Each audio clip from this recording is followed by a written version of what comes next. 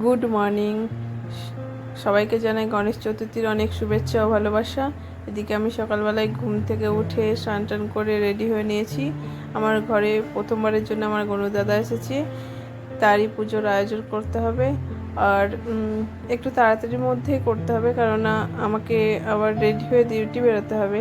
তাই এই যে আমার গণদাদা আর এই যে পাশে বসে আছে আমার গোপুসোনা। সকাল সকাল উঠে একটু তাড়াতাড়ির মধ্যে আছি আর পুজোর জোগাড় চলছে।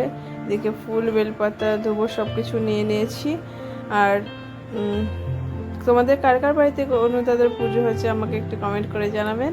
এদিকে সব কিছু আমি জোগাড় করে দিয়েছি, অলমোস্ট হয়ে গেছে।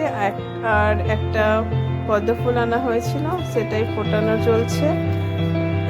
ফুটিয়ে নিলাম এবং ফুটিয়ে আমি রেখে দিলাম তাড়াতাড়ির মধ্যে।